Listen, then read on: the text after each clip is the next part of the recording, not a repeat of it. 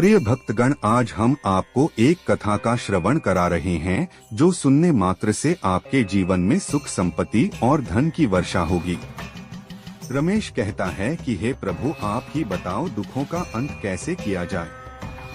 भगवान शिव कहते हैं, हे रमेश, आज मैं आपको एक कथा सुनाने जा रहा हूँ, इसे तुम ध्यान से सुनना। दोस्तों, अगर आप यह कहानी सुन रहे हैं तो पूरा सुनिए, क्योंकि इस कथा को आधा अधूरा छोड़कर जाने की गलती मत करिएगा, क्योंकि इस पवित्र कथा को पूरा सुनने से मन चाहे फल की प्राप्ति होगी। इसलिए इस कथा को पूरा अवश्य सुने। अगर आप शिव भक्त हैं तो भोलेनाथ का अनादर ना करे। फिर तो चलिए कथा शुरू करते हैं। सदियों पहले एक गांव में एक गरीब व्यक्ति रमेश रहता था।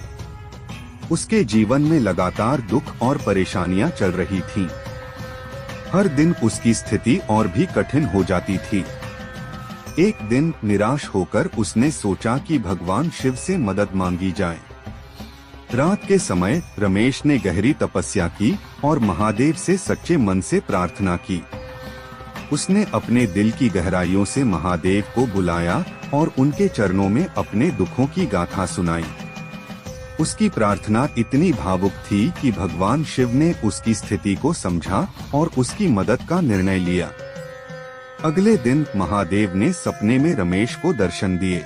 उन्होंने रमेश से कहा, संसार के दुखों का अंत केवल तब होता है जब तुम अपनी आंतरिक शक्ति को पहचानो और आत्मनिर्भर बनो। अपने कर्मों पर ध्यान दो और अपने प्रयासों में सच्ची मेहनत और ईमानदारी का समावेश करो। रमेश ने महादेव की सलाह को ध्यान से सुना और खुद को बदलने का प्रयास किया। उसने अपने काम में ईमानदारी और परिश्रम को शामिल किया और धीरे धीरे उसकी परिस्थितियां बदलने लगी। वह कठिनाइयों का सामना करने में सक्षम हुआ और उसके जीवन में खुशहाली आई।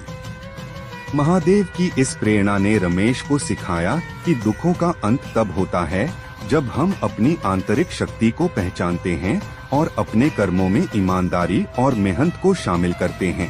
सच्चे मन से की गई मेहनत और सही दिशा में उठाए गए कदम ही जीवन को सुखमय बना सकते हैं। इस तरह महादेव की कृपा से रमेश ने अपने दुखों पर विजय प्राप्त की और एक सुखी जीवन की ओर बढ़ा।